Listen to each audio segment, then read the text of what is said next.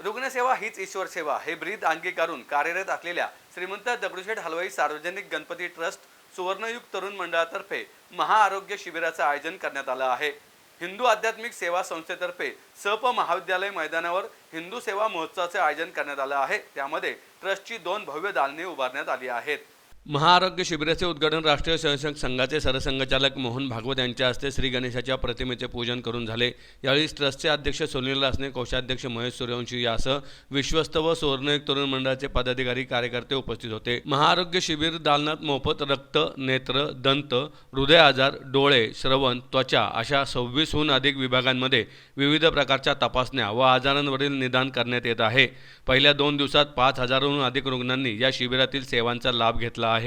या तपासण्या व सुविधांकरता 28हून अधिक रुग्णालय आणि संस्थांनी सहभाग घेतला आहे। मुख्य दालनात श्रीमंत दगडूशेठ गणपती मंदिरातील गणरायाचे लाईव्ह दर्शन अशी व्यवस्था करण्यात आली आहे। तसेच मुख्य मंदिराची भव्य रंगावली व ट्रस्टच्या सामाजिक उपक्रमांची संपूर्ण माहिती या दालनामध्ये माहिती व छायाचित्रे स्वरूपात देण्यात आली आहे।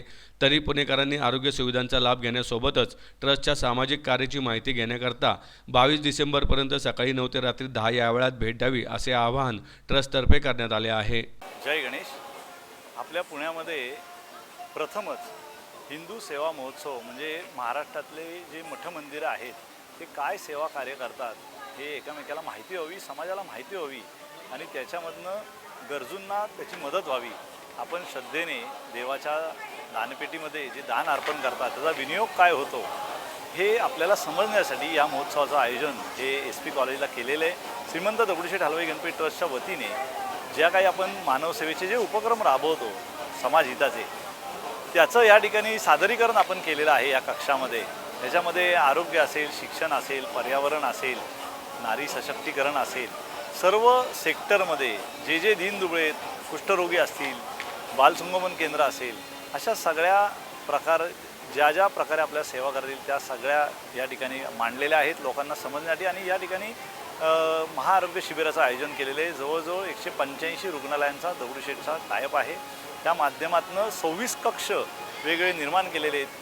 त्याच्यामध्ये हार्टचे ऑपरेशन असतील, मोतीबिंदू असतील, काचबिंदू असतील, कानांचे यंत्र असतील, बचळी बसवणं असेल, त्वचारोग असतील, कॅन्सरचे पेशंट्स पेट स्कॅनचे विषय असतील, पॅथॉलॉजिकल विषय असतील, रक्त तपासण्या असतील, औषधं वाटण्याचे विषय असतील, शस्त्रक्रिया असतील, हे सगळं विनामूल्य या ठिकाणी हे नागरिकांना उपलब्ध केलेलं आहे।